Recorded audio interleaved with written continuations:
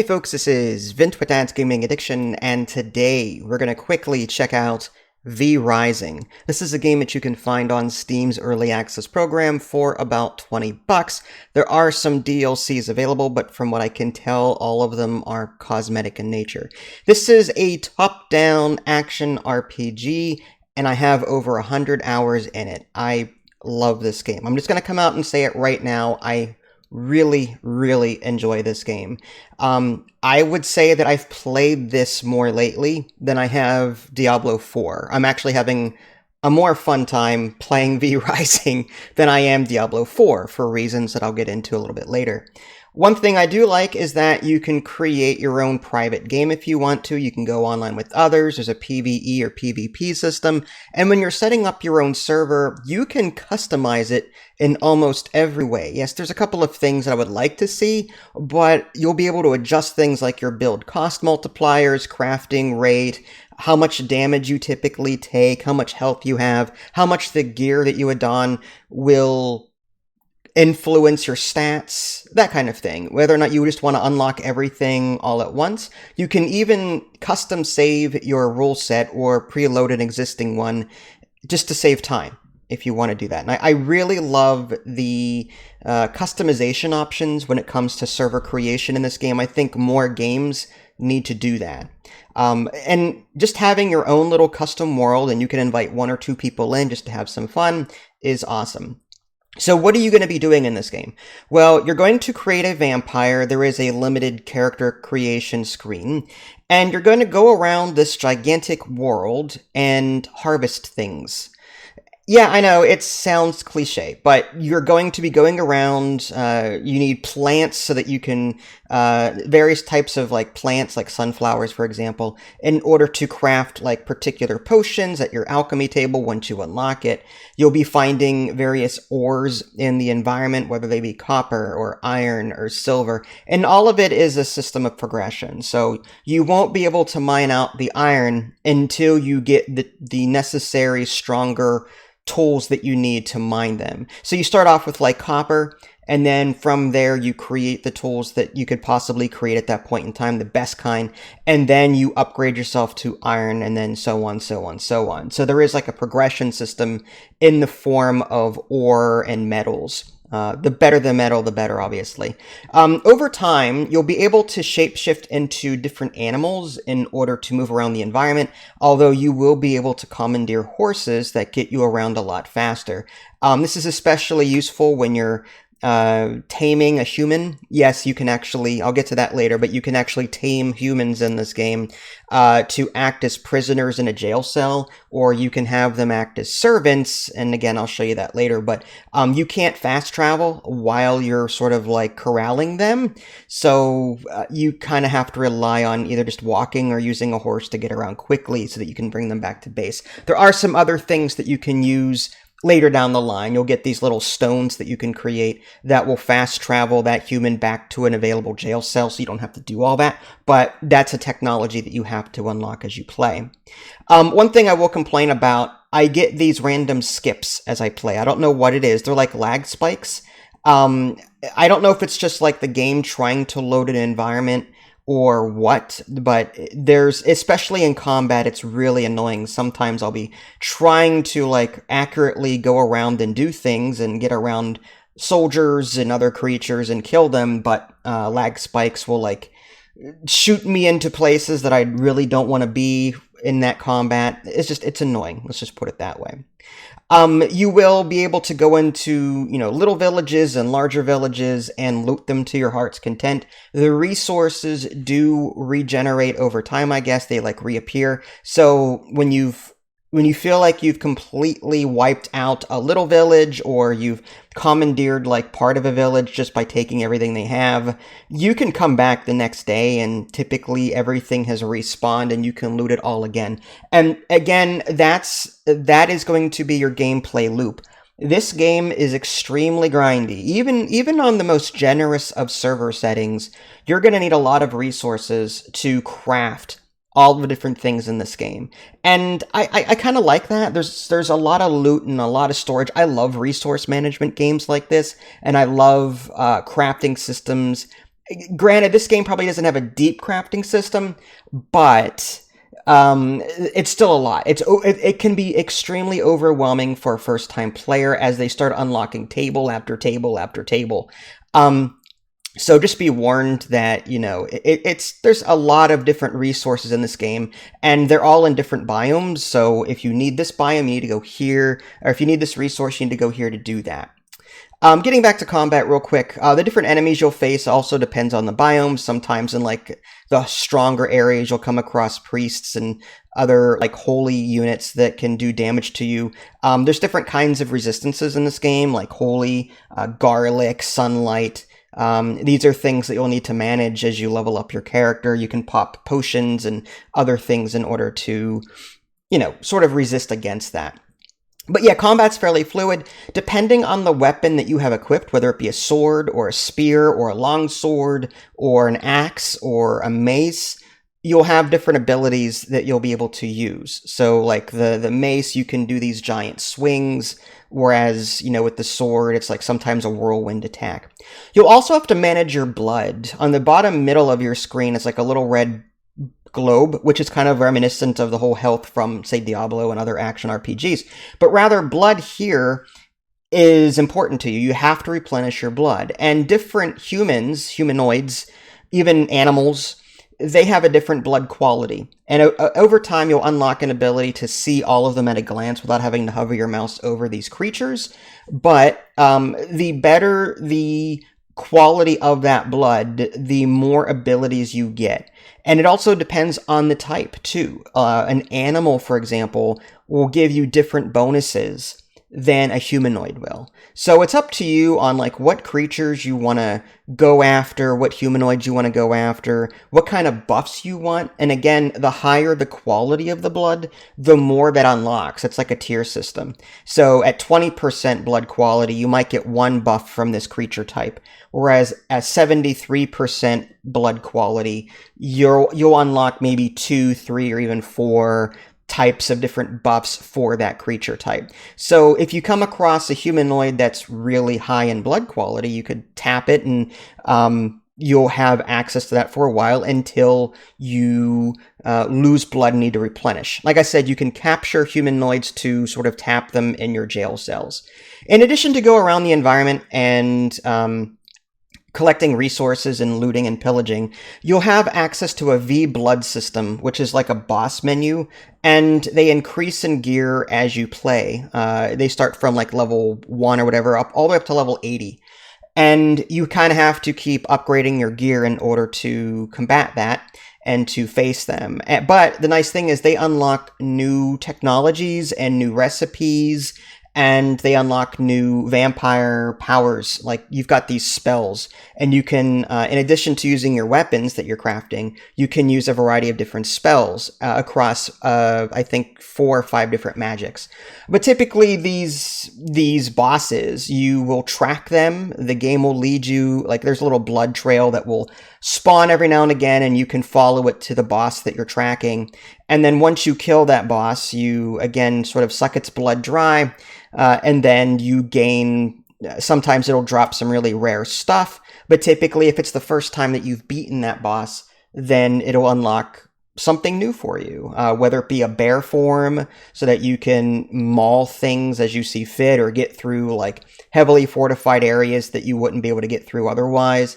It all depends on the boss type. Even like crafting, when it comes to like leather or cloth, certain bosses will grant you access to the next stage of the game. So you kind of will have to at some point track these bosses down in the environment and kill them. And what's cool is that you can always come back to that boss and kill them again.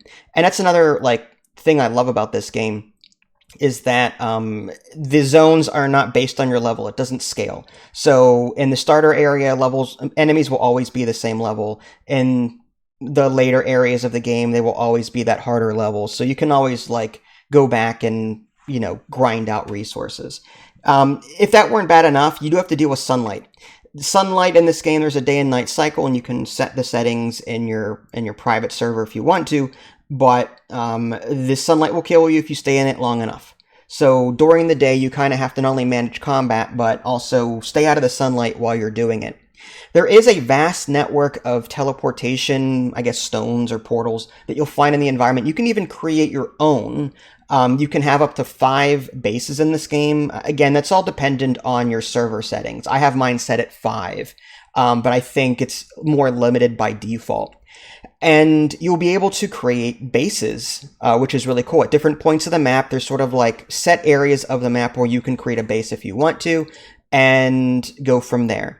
One thing I don't like is that there's no base attacks. So yeah, you're building this base to store all your stuff, but never have I ever had any enemies attack my base ever. I would love to see a base defense system included in this to give me a reason to build a base a certain way. At the moment, all of it's just for aesthetics and for crafting and for storing my stuff.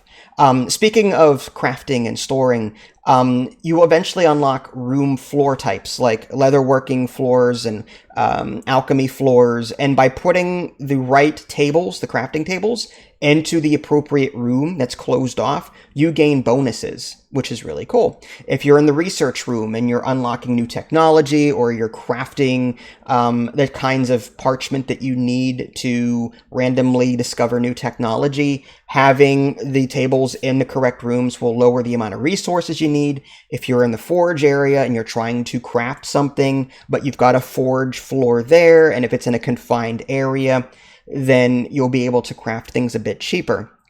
And like I said, the amount of things that you can craft in this game are just, it's overwhelming. You're going to need a lot of space. Luckily, the castles that you can build and the outposts that you can build, you can actually create stairs that go up, and the areas are fairly big, so you won't run out of space, which is nice.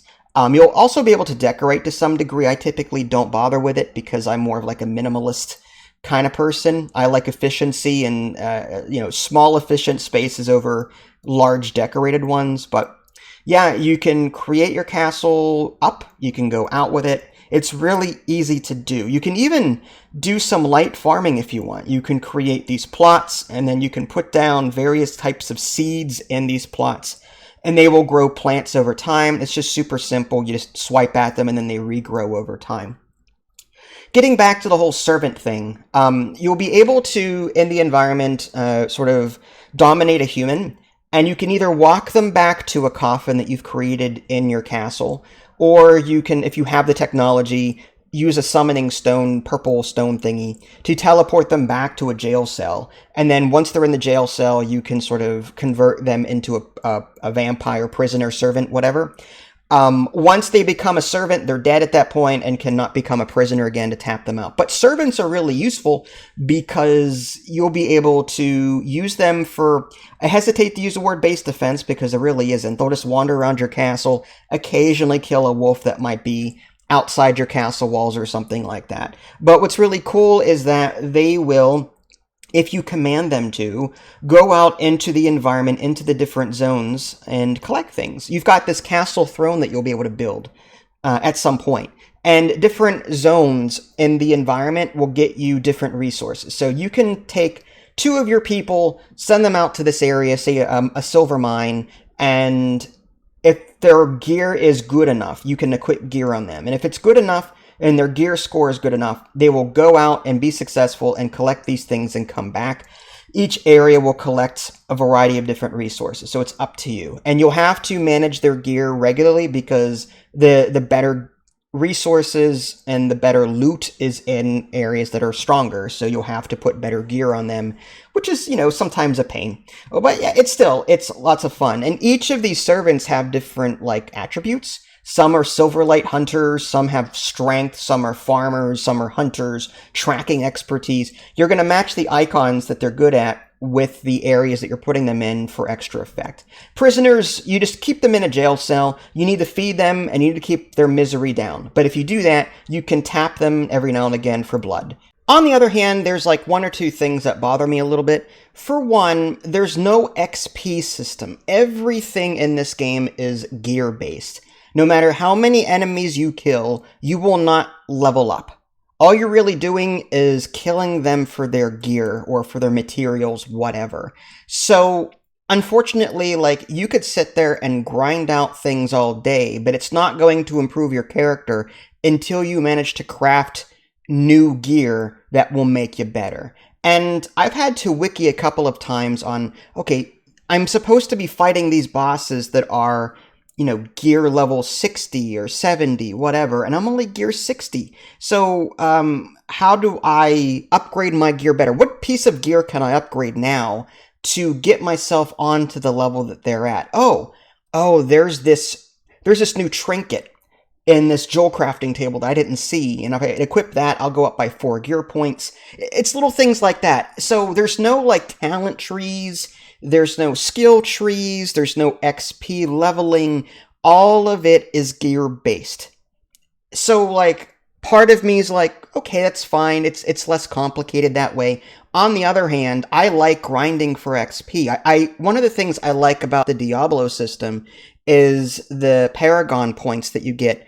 Even though you're max level, you're still earning, like, some kind of, like, 1% to this attribute, 1% to this, 1% to that. Every time you level up, you get to assign some kind of skill point or percentage point, whatever, to a stat to make it better.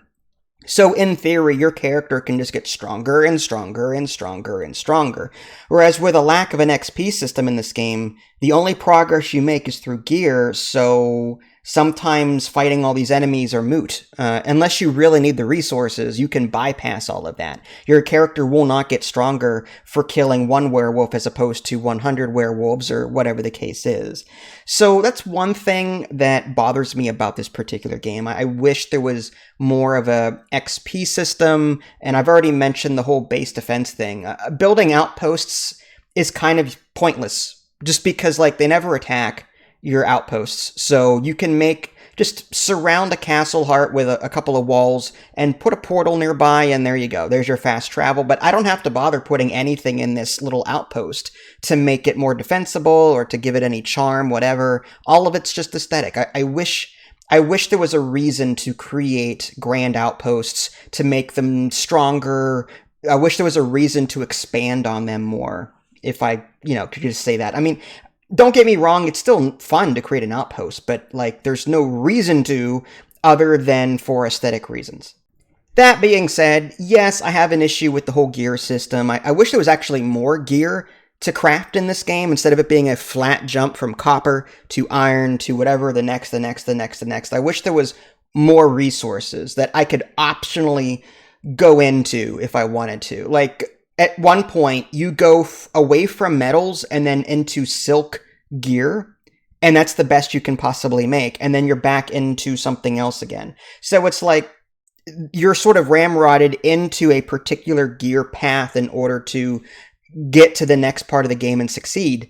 I wish that I had a wider variety of materials and a wider variety of things that I could equip, rather than it being a flat jump. But this game is fantastic. Don't get me wrong. I love it. I have over 100 hours in it, and I will continue playing it. I can't wait for more content. Well, that's all I can really say about it. I'm sure I'm missing a couple of things, but it gets my seal of approval. This is Vince. Thanks for watching, and I will catch you all next time. Take care.